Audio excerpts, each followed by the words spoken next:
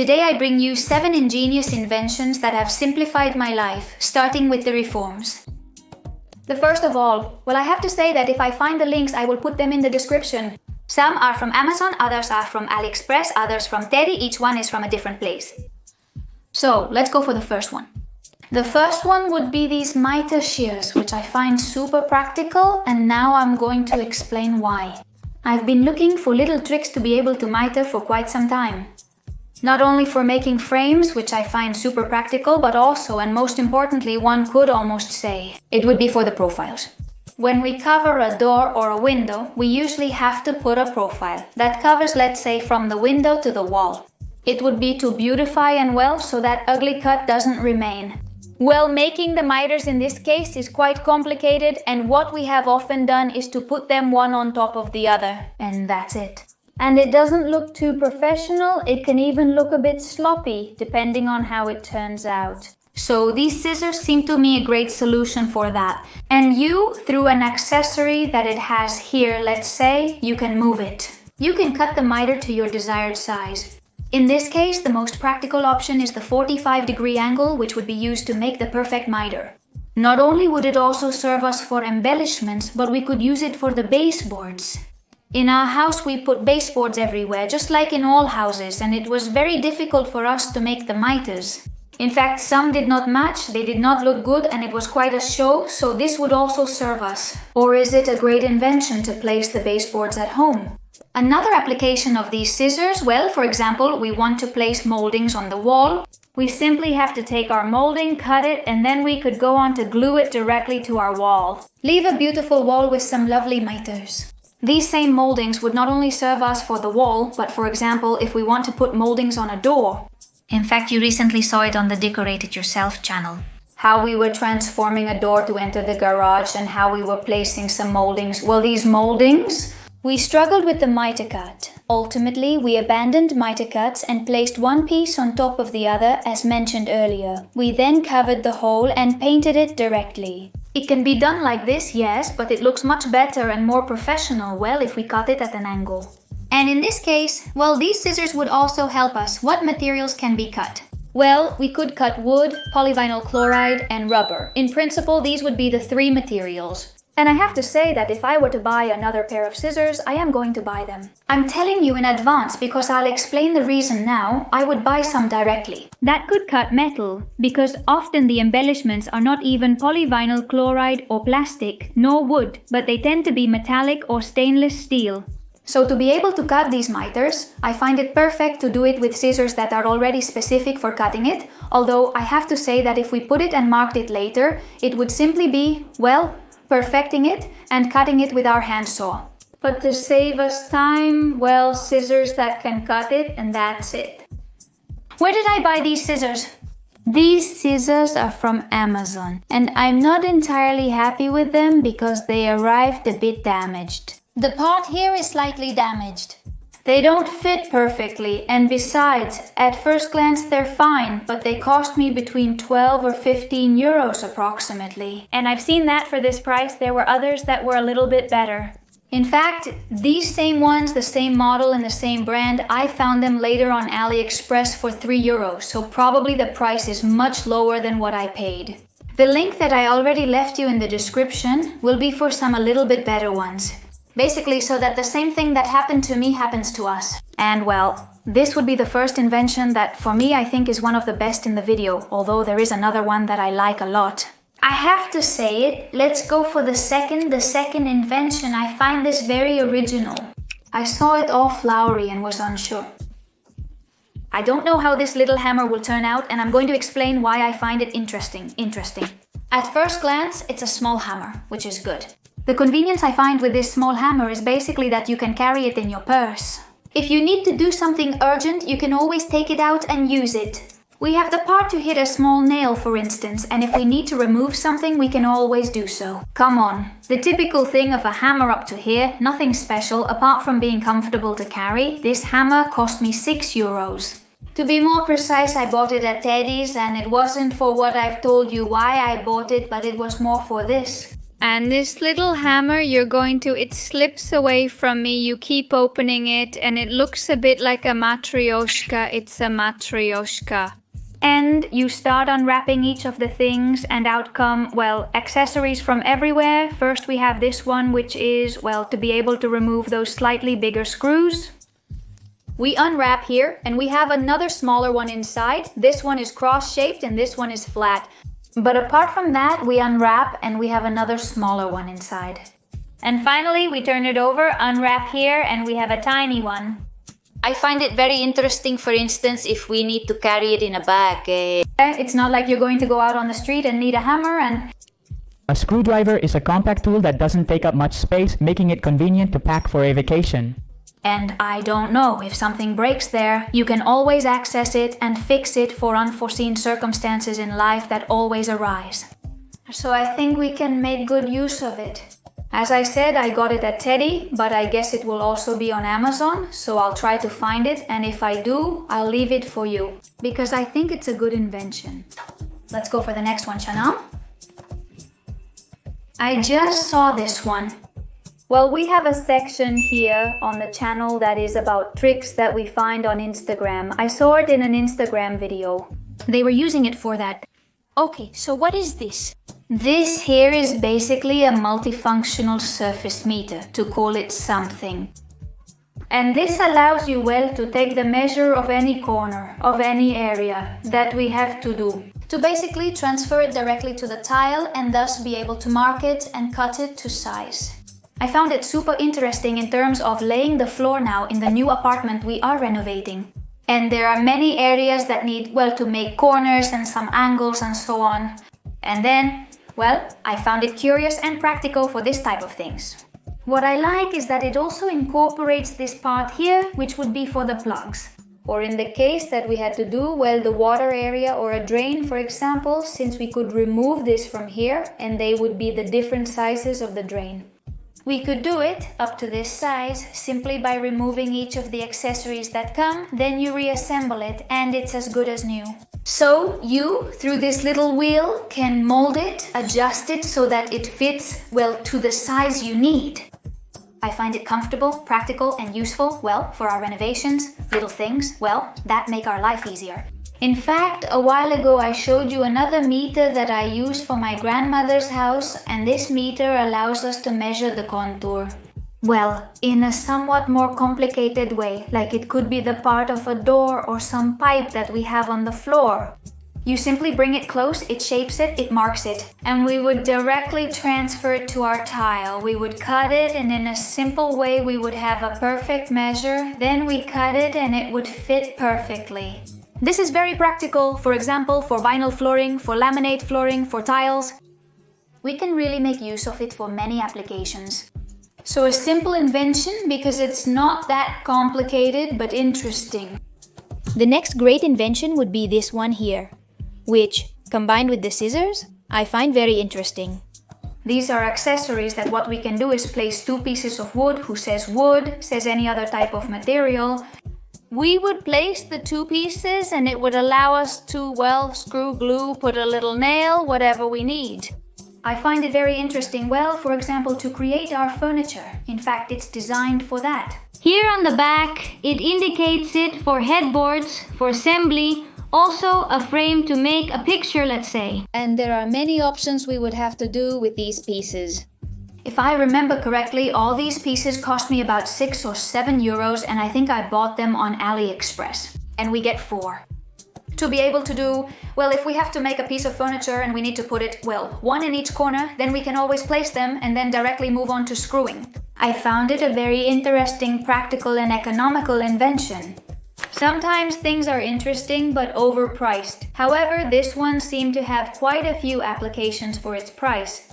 Why do I say that combined with scissors it could be a good invention? Because we could. To make a frame, for example, we can cut the wood with the scissors and make the miter. And if we are going to glue them, with the super adhesive glue, which we have to keep the pieces glued for a while, we can place them here directly. And this would apply enough pressure so that the pieces were touching in the correct position and sticking together for as long as necessary.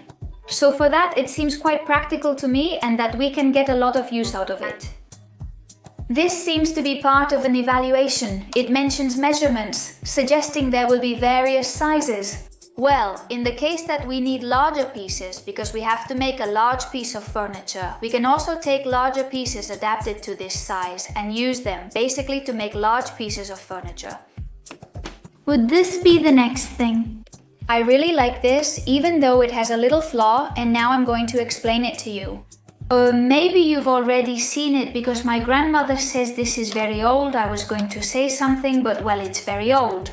So it's basically a miniature sewing machine. For example, I quite like sewing. Well, I like it. Sometimes I need it. I have to make cushions, I have to make some little things, and I have a sewing machine. My grandmother borrowed my device because hers broke down, so I have it at her house. And since she sews a lot more than I do, I have it there. And when I need it, I either go to her house, or I had this alternative before, not before buying it. I didn't have this alternative and had to go to her house. But anyway, the point is that I find it a practical little machine to have as an alternative to a sewing machine. While a sewing machine can cost you a good one between 150-200 euros, this one cost me 10 euros. Logically, it doesn't do the same. Not by a long shot, but for certain things, like for example, sewing a simple cushion, making a cover, taking a low, or little things like that. simple. I think it solves the problem, and it would be practical to solve these kinds of things. How does it work? Well, basically it lifts up, wait. It's just that I haven't used it for a while, because I haven't had to do any sewing. Well, first we thread it, like all sewing machines, and we thread it. And we press this little button it has here on top, and it starts sewing. Well, logically, of course, we put in the fabric and all this stuff, and then it starts sewing for us. And that's it, that's where its functions end. What is the main problem I find? Unlike a sewing machine, it has nothing to do with it. I already told you this one cost me 10 euros. Sewing machines are more expensive. But the main difference I find as a disadvantage is that it doesn't have the option to go backwards. That is the backstitch. When you're going to sew something, you usually do a backstitch at the beginning of the seam and at the end of the seam. So this allows the thread not to fray at either end, neither at the beginning nor at the end of the seam. This machine doesn't have that, or at least I haven't been able to make it work that way, with the backstitch. So what happens? If you don't push it forward, you turn it around, pull it back, turn it around and push it forward again.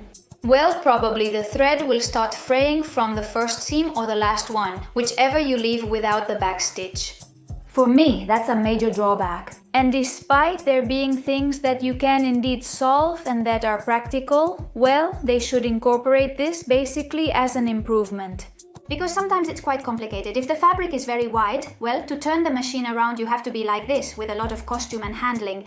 So it's not practical. For small things, yes, but for making very large fabrics, it wouldn't be practical in this sense. I bought it at a store called Everything for 10, where every item costs 10 euros, which is why it cost me 10 euros. But I have seen it on Amazon, for example, from 12 or 13 euros, and, well, it seems to me a quite affordable price for the options we have to do with it, right? As I mentioned before, we could make a really nice cushion for the bedroom. And instead of sewing it by hand, which would take us much longer, we can run this little machine and we would have our cushion ready in a short time. We would only need the fabric cut to size, turn the two fabrics so that the good part is inside, so to speak. We would sew the entire perimeter, leaving a small opening to add the stuffing and turn it inside out. We turn it inside out, put the stuffing in, finish sewing on the outside, and we have our cushion ready to use. And well, this would be invention number 5. Let's go for the 6th, which I like a lot. The next thing would be this here. I've seen this in quite a few YouTube videos. I found it super interesting, so I bought it and tried it. The thing is, I didn't record the test. If you want me to record it in another video, just leave it in the comments and we'll make a video just dedicated to this. But anyway, I'm going to explain what it is. I'm getting ahead of myself. And this thing here is an accessory that allows you to imitate wood. That is, we paint a surface and we want there to be a wood effect even though there isn't one. Well, we take this accessory, place our fingers like this and start moving it in this way. And so we start creating the effect that wood has, the grains. I think it's a Great idea, because if you have a worn-out wooden board or one made of polyvinyl chloride, it may not be suitable. There are really many options without going any further. We have a very old piece of furniture with wood that can no longer be restored, but we could create an imitation of the wood.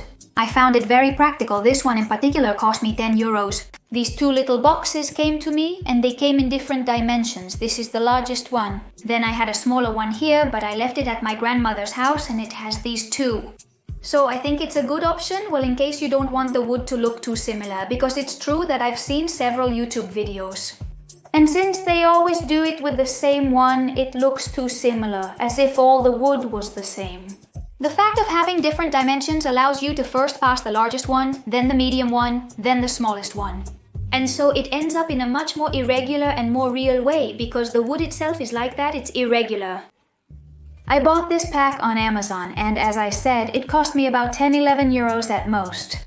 The material is rubber, it's quite flexible, and that allows us that when we apply more pressure, we can give it a greater inclination, lesser inclination.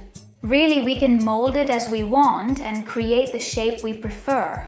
Not only do I find it interesting to create with the paint, but also something very practical. I must do this regardless, as I've already decided to.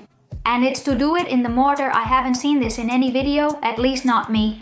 And it's to use the leveling mortar, which is basically what I used to create the rocks or the imitation wood brick or hexagons. That is, apply this mortar on the wall and then pass this directly over the mortar. And let's see how it works if it leaves a mark and so on. And it could be very interesting because we would achieve the effect of the wood not only visibly, but also with the texture. And that could be great, so I would really like to try it. If you want me to also record it in the video where I explain this in more detail, then also leave it in the comments. Next, we will conduct thorough tests. This will be the 6th great invention. Very interesting as well, and let's go for the last one, which is no less interesting as it is related to plants. And you know that we love plants. Let's assume that we want to create a vertical garden in our house, but we don't want to spend a fortune and we also want it to be natural. Well, we have the ultimate solution. And they are these little pieces here, which are basically a kind of clips. You open them and the plants, which are vines, you put them inside and close them. So you can give it the inclination towards where you want and you can make them as high as you want. By placing a planter at the bottom and planting several vines, we could achieve having a wall all filled with natural plants and thus create a natural vertical garden. I find it very interesting as the way to stick them is very simple. I bought these on AliExpress and it came apart from the pieces. It's like a kind of double-sided tape, which you stick. You remove the little plastic that comes on the other side and then you would stick the little piece here. You can put it at the height that you like the most. I mean, this is totally customizable. What are the plants that I would place with this system? Well, basically I would place the ivy, because ivy is a very easy plant to maintain. In fact, it is often considered a weed, so to speak, because it is quite invasive. So, if you plant an ivy that ends up taking too much substrate, it could harm other plants around it. So you have to be a little careful with the ivy, but if you place it independently in a pot just with the ivy, well, as it grows quickly and has a larger expansion, we could create our vertical garden much faster than with other plants. We could also do it with the money plant. The money plant expands quite a bit, especially towards spring. It grows a lot. And so this allows you, well, to guide it and be able, well, to put it all over the wall. And finally, another plant that we could place, although it takes a lot more to grow. And I don't recommend putting it either with the ivy or with the money plant, and it would be the pothos. To me, it's among the most beautiful. The pothos has a very cool leaf. Unlike the other two, which might have smaller leaves, the pothos has a large leaf.